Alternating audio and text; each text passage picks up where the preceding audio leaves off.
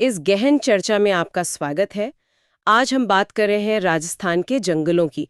यहाँ की नीतियाँ क्या हैं, आंकड़े क्या कहते हैं, कितने तरह के जंगल हैं और क्या है इनकी खास बातें। हाँ, बिल्कुल। हमारे पास कुछ सरकारी रिपोर्ट्स हैं जैसे आईएसएफआर 2021 और कुछ एडमिनिस्ट्रेटिव डेटा भी है, साथ ही कुछ स्टडीज पर बेस्ड नोट्स हैं। हम्म। तो कोशिश यही रहेगी कि इन सब स्रोतों से जो जरूरी बातें हैं उन्हें निकालकर राजस्थान के वनों की आज की स्थिति, उनका इतिहास और उनकी विविधता को ठीक से समझें। बिल्कुल। अब देखिए, एक तरफ तो लगता है कि राजस्थान का कुल वन क्षेत्र प्रतिशत काफी कम है, हम्म। पर क्या ये दिलचस्प नहीं कि वन क्षेत्र बढ़ाने के मामले में ये देश में चौथे नंबर पर आ गया था हाल में। हाँ, ये बात तो है। या फिर वो खेजड़ी जैसे पेड़ जो एकदम राजस्थान की पहचान है। चलिए इसी सब पर आज बात करते हैं। जरूर। ये विरोधाभास ही तो है जो राजस्थान के वनों की कहानी को मतलब इतना खास बनाता है। एक तरफ तो वो कम प्रतिशत वाली बात, दूसरी तरफ ये बढ़ोतरी जो आपने बताई। और खेजड़ी जैसे पेड़ तो वो सिर्फ पेड़ नहीं है, वो तो जैसे संस्कृति और इकोसिस्टम के पिलर हैं वहाँ। तो फिर आंकड़ों से ही शुरू करें। भारत वन स्थिति रिपोर्ट ISFR 2021 वो क्या कहती है? हाँ, देखिए, ISFR 2021 के हिसाब से राजस्थान का जो टोटल फॉरेस्ट और ट्री कवर है, मतलब जंगल और पेड़ दोनों मिलाकर, वो है 25,388 वर्ग किलोमीटर। अच्छा, 25,388 वर्ग किलोमीटर। ये तो राज्य के कुल एरिया का सिर्फ 7.4% ही हुआ। हाँ बिल्कुल, सिर्फ 7.4%। लेकिन फिर एक और आंकड़ा है, एडमिनिस्ट्रेटिव रिपोर्ट 2324 का, जिसमें रिकॉर्डेड फॉरेस्ट एरिया RFA बताया गया है 32,921 वर्ग किलोमीटर। ओह, वो ज्यादा है, करीब 9.61%। तो ये दो अलग अलग आंकड़े क्यों? और मतलब इतने बड़े राज्य के लिए दोनों ही आंकड़े कम नहीं लगते? हाँ, कम तो है। राष्ट्रीय लक्ष्य जो था 1952 की पॉलिसी का, वो तो 33% का था। राजस्थान उससे काफी पीछे है। और इसकी एक बड़ी वजह तो जाहिर है, वहाँ की सूखी जलवायु है, एरिड और सेमी एरिड। अब ये जो दो अलग आंकड़े हैं ना, 9.61% वाला RFA, वो असल में वो जमीन है जो सरकारी रिकॉर्ड में वन भूमि के तौर पर दर्ज है। अब उस पर पेड़ हों या ना हो, ये जरूरी नहीं। अच्छा, मतलब कागज पर जंगल। हाँ, कह सकते हैं। जबकि वो जो 7.4% वाला आंकड़ा है वन और वृक्ष आवरण का, वो सैटेलाइट से मापा जाता है। वो दिखाता है कि असल में कितने एरिया पर पेड़ मौजूद हैं, चाहे वो रिकॉर्डेड फॉरेस्ट एरिया हो या उसके बाहर। समझ गई। तो एक रिकॉर्ड की बात है, दूसरी असलियत की। बिल्कुल, दोनों की अपनी अहमियत है। पर वो जो पॉजिटिव बात आपने शुरू में कही थी, ISFR 2021 में जो बढ़ोतरी दर्ज हुई 2019 के मुकाबले 25.45 वर्ग किलोमीटर की, हाँ, उस बढ़ोतरी के मामले में राजस्थान देश में चौथे नंबर पर था। तो ये दिखाता है कि कोशिशें तो हो रही हैं, भले ही अभी मंजिल थोड़ी दूर लगे। हाँ, ये एक उम्मीद की बात है। लेकिन एक और आंकड़ा भी है शायद, प्रति व्यक्ति वन आवरण वाला। हाँ, वो काफी चिंताजनक है। प्रति व्यक्ति वन और वृक्षावरण राजस्थान में सिर्फ 0.037 हेक्टेयर है। मतलब हर इंसान के हिस्से में बहुत ही कम जंगल आता है। ओहो, ये तो सच में बहुत कम है। अच्छा, और इन कोशिशों में आपने कहा नीतियां भी बदल रही हैं। 2023 में तो कई सारी नीतियां आई, वन नीति, पर्यावरण नीति, क्लाइमेट चेंज वाली भी, जबकि 2010 में भी एक वन नीति थी। इतनी जल्दी जल्दी ये बदलाव क्यों? ये बहुत अच्छा पॉइंट है। देखिए, ये जो नीतियों का सफर है ना, 1952-53 में पहली राज्य वन नीति आई, साथ में 1953 का राजस्थान वन अधिनियम भी। वहां से लेकर 2023 तक ये पूरी यात्रा दिखाती है कि कैसे सोच बदली है और चुनौतियां बढ़ी हैं। शुरू में शायद फोकस लकड़ी या दूसरी वन उपज पर ज्यादा रहा होगा।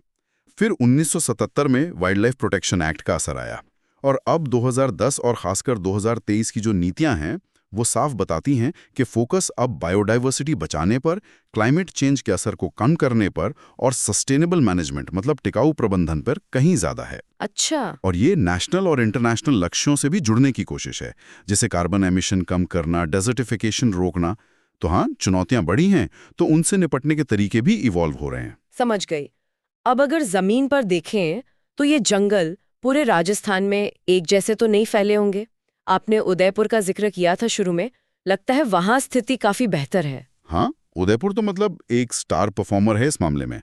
वहां का वन क्षेत्र लगभग 2753 वर्ग किलोमीटर है। अच्छा। और ये उसके अपनी जिले के क्षेत्रफल का करीब 23.49% है, जो राज्य के औसत 7.4% या 9.6% से कहीं ज्यादा है। वाह, 23.49%, ये तो कमाल है। हाँ, और सिर्फ उदयपुर ही नहीं, प्रतापगढ़ भी है, वहां भी 23% से ज्यादा है।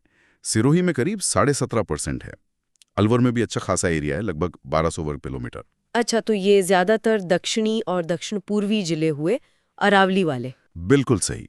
ये ज्यादातर जिले अरावली रेंज के दक्षिणी और दक्षिण पूर्वी हिस्से में आते हैं, जहां बारिश थोड़ी बेहतर है, पहाड़ी इलाके हैं। लेकिन तस्वीर का दूसरा पहलू भी उतना ही साफ है। हाँ, वो पश्चिमी राजस्थान वाला होगा जहाँ रेगिस्तान है। एकदम। पश्चिमी राजस्थान में अगर आप चूरू को देखें तो वहां सबसे कम वन क्षेत्र है, सिर्फ 77-78 वर्ग किलोमीटर के आसपास, जो जिले के एरिया का सिर्फ 0.56% है। ओह, सिर्फ आधा %? हाँ, जोधपुर भी ज्यादा पीछे नहीं है, करीब 109 वर्ग किलोमीटर यानी 0.48%। तो ये आंकड़े बिल्कुल साफ कर देते हैं राजस्थान के दो अलग अलग चेहरे। एक तरफ अरावली का हरा भरा सा दिखने वाला हिस्सा और दूसरी तरफ वो विशाल पश्चिमी सूखा मैदान। ये एक नेचुरल डिवीजन है। और ये जो उदयपुर में इतनी हरियाली है, क्या ये सिर्फ अच्छी बारिश और पहाड़ों की वजह से है, या वहाँ बचाने की कोशिशें भी ज्यादा कामयाब रही हैं? देखिए, इसमें दोनों चीजें हैं। ज्योग्राफिकल कंडीशन तो है ही, पहाड़ियां हैं, बारिश बेहतर है, लेकिन साथ ही इन इलाकों में पुराने समय से, मतलब रियासतों के टाइम से भी शिकारगाह या संरक्षित क्षेत्र रखने का चलन रहा है। अच्छा। और आज़ादी के बाद भी यहाँ वाइल्ड लाइफ सेंचुरीज और नेशनल पार्क बनाने पर जोर दिया गया। और वो जो प्रशासनिक वर्गीकरण है ना, जिसकी हम अभी बात करेंगे, उसमें भी इन एरियाज में आरक्षित वनों का हिस्सा ज्यादा है, जिनमें सबसे ज्यादा प्रोटेक्शन होती है। हाँ, चलिए उसी पर आते हैं। प्रशासनिक वर्गीकरण, आपने 1953 के एक्ट का जिक्र किया था। नोट्स में 3 तरह के जंगल बताए हैं एडमिनिस्ट्रेशन के हिसाब से: आरक्षित, रिजर्व्ड, रक्षित प्रोटेक्टेड, और अवर्गीकृत अनक्लासिफाइड। ये सुनने में तो बड़े कानूनी से लगते हैं, पर असल में इनका मतलब क्या है? ग्राउंड पर क्या फर्क पड़ता है इनसे? हाँ, ये वर्गीकरण असल में ये तय करता है कि जंगल पर कंट्रोल कितना है, सुरक्षा कैसी है और लोकल लोगों को क्या अधिकार हैं। ओके। सबसे पहले हैं आरक्षित वन यानी रिजर्व फॉरेस्ट्स। जी। ये कुल रिकॉर्डेड फॉरेस्ट एरिया का लगभग 37.05% है, मतलब करीब 12,178 वर्ग किलोमीटर। ठीक है। 37%। इनमें प्रोटेक्शन का लेवल सबसे हाई होता है। किसी भी तरह की इंसानी एक्टिविटी जैसे लकड़ी काटना, पशु चराना या वहां बसना, ये सब पूरी तरह मना होता है। आप समझ लीजिए जैसे किसी नेशनल पार्क का कोर एरिया हो। अच्छा, नो एंट्री जोन टाइप का। बिल्कुल। इनका मकसद ही होता है वाइल्ड लाइफ और वनस्पति को पूरी तरह बचाना। और जैसा आपने अंदाजा लगाया, इनका सबसे ज्यादा एरिया उदयपुर जिले में ही है। और दूसरे वाले रक्षित वन, प्रोटेक्टेड फॉरेस्ट्स, ये तो सबसे ज्यादा हैं, शायद 56.5% के करीब। हाँ, रक्षित वन एरिया वाइज सबसे बड़े हैं, करीब 18,605 वर्ग किलोमीटर। इनमें रिजर्व जितनी सख्ती नहीं होती। यहाँ जो लोकल कम्युनिटीज हैं, उनको कुछ लिमिटेड अधिकार दिए जाते हैं। जैसे वो फॉरेस्ट डिपार्टमेंट से परमिट लेकर सूखी लकड़ी बीन सकते हैं या अपने जानवर चरा सकते हैं। लेकिन हाँ, कमर्शियल कटाई या शिकार यहाँ भी बैन होता है। मैनेजमेंट वन विभाग ही देखता है, पर लोकल जरूरतों का भी थोड़ा ध्यान रखा जाता है। और ये कहाँ ज्यादा है? इनका सबसे ज्यादा क्षेत्रफल 12 जिले में है, जो साउथ ईस्ट राजस्थान में पड़ता है। ठीक है। और फिर तीसरे, अवर्गीकृत अनक्लासिफाइड, ये तो बहुत कम है, सिर्फ 6.5%। हाँ, ये सबसे छोटा और सबसे कम रिस्ट्रिक्शन वाला वर्ग है, करीब 2137 वर्ग किलोमीटर। ये अक्सर सरकारी रेवेन्यू लैंड या गांव की जमीन से लगे होते हैं। इन पर ज्यादातर कोई खास रोक टोक नहीं होती। लकड़ी काटना, चराई, ये सब चलता रहता है। इनका मैनेजमेंट भी बहुत क्लियरली डिफाइंड नहीं होता। और ये ज्यादातर किधर मिलते हैं? सबसे ज्यादा अवर्गीकृत वन बीकानेर जिले में पाए जाते हैं, जो वेस्टर्न राजस्थान में है। तो आप देख सकते हैं कि ये तीनों कैटेगरीज कैसे अलग अलग लेवल की प्रोटेक्शन और इस्तेमाल की इजाजत देती हैं, और ये जंगल को मैनेज करने के लिए बहुत जरूरी है। हाँ, ये तो समझ आ गया कि सरकार कैसे देखती है इन जंगलों को। लेकिन अगर हम इस सरकारी नजरिए से हटकर देखें, मतलब जमीन पर असल में कैसे जंगल दिखते हैं, राजस्थान के जंगलों का असली चेहरा कैसा है? यहाँ तो काफी तरह के जंगल मिलते होंगे ना? बिल्कुल। ज्योग्राफिकल या क्लाइमेट की बेस पर देखें तो तस्वीर और भी रंगीन हो जाती है। सबसे पहले आते हैं उष्णकटिबंधीय कंटीले वन, यानी ट्रॉपिकल थॉर्न फॉरेस्ट्स। अच्छा, कंटीले वन। हाँ, ये वो वनस्पति है जो वेस्टर्न राजस्थान के बड़े सूखे और सेमी एरिड इलाकों में दिखती है, जहाँ कटीली झाड़ियां होती हैं, खेजड़ी, रोहिड़ा, बेर, कैर जैसे पेड़, जो कम पानी में जिंदा रह लेते हैं। हाँ, तो ये तो बहुत बड़े ज्योग्राफिकल एरिया पे फैले होंगे, शायद 60-65% हिस्से पर भी। लेकिन जब हम सिर्फ सरकारी वन क्षेत्र की बात करते हैं तो इनका हिस्सा कम हो जाता है। हाँ, मतलब यह है कि इन इलाकों में पेड़ झाड़ियां हैं तो सही, पर वो इतने बिखरे हुए हैं या उनका घनत्व इतना कम है कि उन्हें घना वन नहीं माना जाता। तो फिर राजस्थान के असली वन क्षेत्र का हीरो कौन है? कौन सा टाइप सबसे ज्यादा एरिया कवर करता है? यहाँ का असली हीरो है उष्णकटिबंधीय शुष्क पतझड़ one, tropical dry deciduous forest. और इसमें भी खास तौर पर एक पेड़ का दबदबा है, धोक, जिसका नाम है एनोजाइसिस पेंडुला। धोक? हाँ, धोक। एक आंकड़े के हिसाब से अकेले धोक के जंगल ही राज्य के कुल वन क्षेत्र का लगभग 58.11% हिस्सा है। 58%? सिर्फ धोक? जी हाँ, ये मुख्य रूप से अरावली की पहाड़ियों पर, उसके बीच वाले और दक्षिणी ढलानों पर पाए जाते हैं। धोक कमाल का पेड़ है, बहुत हार्ड है, कम पानी में भी हरा रहता है और इसकी लकड़ी कोयला बनाने के बहुत काम आती है। अच्छा, तो धोक ही असली राजा है राजस्थान के जंगलों का। ये तो बड़ी इंपॉर्टेंट बात है। लेकिन नोट्स में कुछ और टाइप भी मेंशन है, जैसे शुष्क सागवान वन, सालर वन, मिश्रित पतझड़ वन, और एक तो बड़ा सरप्राइजिंग है, सदाबहार वन भी। ये कहाँ फिट होते हैं? हाँ, यही तो विविधता है राजस्थान की। ये अलग अलग इलाकों की माइक्रो क्लाइमेट को दिखाती है।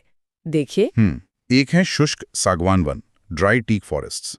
ये ज्यादातर दक्षिणी राजस्थान में मिलते हैं, खासकर बांसवाड़ा, प्रतापगढ़ के कुछ हिस्सों में जहां बारिश थोड़ी ज्यादा होती है। कुल वन क्षेत्र का करीब 6.86% हिस्सा इनका है। यहाँ सागवान मेन पेड़ है। ठीक है, सागवान, बांसवाड़ा। फिर है सालर वन। सालर का पेड़ होता है बॉस्वेलिया सेराटा। ये अरावली के ऊंचे ढलानों पर मिलते हैं, करीब 450 मीटर से ज्यादा ऊंचाई पर, जैसे अलवर, उदयपुर, सिरोही, चित्तौड़गढ़ में। इनका हिस्सा लगभग 6.46% है। सालर? इससे वो गूगल जैसा कुछ निकलता है ना? हाँ, बिल्कुल। इससे वो लोबान या गूगल जैसा गोंद निकलता है, जिसका पूजा पाठ और दवाइयों में इस्तेमाल होता है। अच्छा। और फिर है मिश्रित पतझड़ वन, मिक्स्ड सीडियस फॉरेस्ट्स। ये भी ज्यादातर साउथ ईस्ट राजस्थान में है, उदयपुर, कोटा, चित्तौड़गढ़ साइड में। इनमें धोक तो होता ही है, साथ में खैर, तेंदू, बांस, कई और तरह के पेड़ भी मिलते हैं। एक सोर्स इनका परसेंटेज करीब 28.38% बताता है। ओह, 28%। तो ये धोक के बाद दूसरे नंबर पर हुए? हाँ, हो सकता है। देखिए, कभी कभी आंकड़ों में थोड़ा फर्क होता है, क्लासिफिकेशन के तरीके पर डिपेंड करता है। हो सकता है वो जो धोक का 58% वाला आंकड़ा है, उसमें कुछ हद तक ये मिक्स्ड वाले भी शामिल हों। पर यह तय है कि धोक और ये मिक्स्ड वाले जंगल मिलके ही राजस्थान के ज्यादातर असली जंगल बनाते हैं। समझ गई। लेकिन वो सदाबहार वाले का क्या? राजस्थान और सदाबहार वन, ये कैसे हो सकता है? ये तो सच में यकीन नहीं होता है ना? ये सब ट्रॉपिकल एवरग्रीन फॉरेस्ट्स राजस्थान का एक छिपा हुआ खजाना है। ये सिर्फ एक बहुत बहुत छोटे से एरिया में मिलते हैं, माउंट आबू के आसपास। अच्छा, माउंट आबू। हाँ, कुल वन क्षेत्र का सिर्फ 0.38% या 0.4% हिस्सा, बहुत ही कम। यहाँ क्या है कि ऊंचाई ज्यादा है, करीब 1113 मीटर, और बारिश भी राज्य के औसत से कहीं ज्यादा होती है, करीब 1500 सेंटीमीटर सालाना। इस वजह से यहाँ ऐसी वनस्पति पनपती है जो साल भर हरी रहती है और पूरे राजस्थान में और कहीं नहीं मिलती। यहाँ आपको आम, जामुन, सिरिस और बांस की भी कुछ किस्में मिलेंगी। ये राजस्थान की वेजिटेशन डाइवर्सिटी का एक यूनिक नमूना है। कमाल है, मतलब राजस्थान में इतनी वैरायटी है। अच्छा, अब आते हैं उन खास पेड़ों पर जिनका नाम सुनते ही राजस्थान याद आता है, खेजड़ी और रोहिड़ा। खेजड़ी तो राज्य वृक्ष है, थार का कल्प वृक्ष भी कहते हैं, और रोहिड़ा राज्य पुष्प है, मारवाड़ टीक। ये तो सिर्फ पेड़ नहीं, एक पहचान है ना? बिल्कुल सही कहा आपने। खेजड़ी प्रोसोपिस सिनेरेरिया और रोहिड़ा टेकोमेला अंडुलेटा दोनों को 1983 में स्टेट सिंबल बनाया गया था, और ये उसके पूरे हकदार हैं। खेजड़ी तो मतलब रेगिस्तान का जीवनदाता है। भयंकर गर्मी, सूखा सब झेल जाता है। इसकी पत्तियां, जिन्हें लूंग कहते हैं, वो जानवरों के लिए बेहतरीन चारा है। इसकी फलियां, सांगरी, उनकी सब्जी बनती है जो बहुत पौष्टिक होती है। इसकी लकड़ी जलाने के काम आती है और ये मिट्टी को भी उपजाऊ बनाता है, इसीलिए तो इसे कल्पवृक्ष कहते हैं। सही बात है। और रोहिड़ा? और दूसरी तरफ रोहिड़ा है, उसके वो चमकीले नारंगी लाल फूल रेगिस्तान में जैसे रंग भर देते हैं, और इसकी लकड़ी बहुत मजबूत और खूबसूरत होती है। उससे बहुत अच्छा फर्नीचर बनता है, इसीलिए इसे मारवाड़ का सागवान या मारवाड़ टीक कहते हैं। ये दोनों पेड़ वहाँ की इकोलॉजी और लोगों की जिंदगी, कल्चर, उसमें गहरे रचे बसे हैं। इनके अलावा और कौन से पेड़ हैं जो राजस्थान के जंगलों के लिए खास हैं? धोख की बात तो हमने कर ली, वो तो सबसे ज्यादा है ही। हाँ, धोख तो नंबर 1 है। उसके अलावा तेंदू, डियोस्पेरोस मेलानॉक्सिलॉन, बहुत बहुत महत्वपूर्ण है, जिसके पत्तों से बीड़ी बनती है। अच्छा हाँ, तेंदुपत्ता। जी, ये खासकर दक्षिणी और दक्षिण पूर्वी जिलों में खूब मिलता है और लाखों लोगों की रोजगार का साधन है। फिर महुआ, माधुका इंडिका, वो भी आदिवासी समुदायों के लिए बहुत मायने रखता है। उसके फूलों से लोकल ड्रिंक और खाने की चीजें बनती हैं, बीजों से तेल निकलता है। खैर, इस पेड़ से कत्था निकलता है जो पान में लगता है, और दक्षिणी राजस्थान में खासकर बांसवाड़ा उदयपुर साइड में बांस भी इकोनॉमिकली और इकोलॉजिकली इंपॉर्टेंट है। अच्छा, पेड़ों के अलावा नोट्स में कुछ खास घासों का भी जिक्र है, जैसे जैसलमेर की सेवड़ घास और भरतपुर के पास खस घास। घासें भी इतनी जरूरी हो सकती हैं? अरे बिल्कुल, ग्रासलैंड्स खासकर राजस्थान जैसे सूखे इलाकों में इकोसिस्टम का बहुत जरूरी हिस्सा हैं। हम अक्सर उन्हें अनदेखा कर देते हैं। सेवण घास तो पश्चिमी राजस्थान, खासकर जैसलमेर के रेगिस्तानी इलाके में पशुओं के लिए जैसे वरदान है। अच्छा। हाँ, बहुत पौष्टिक होती है और भयंकर सूखे में भी जानवरों का पेट भरती है। और दूसरी तरफ है खस घास। ये ज्यादातर पूर्वी जिलों में मिलती है, भरतपुर, टोंक, सवाई माधोपुर साइड में। इसकी जड़ों से एक खास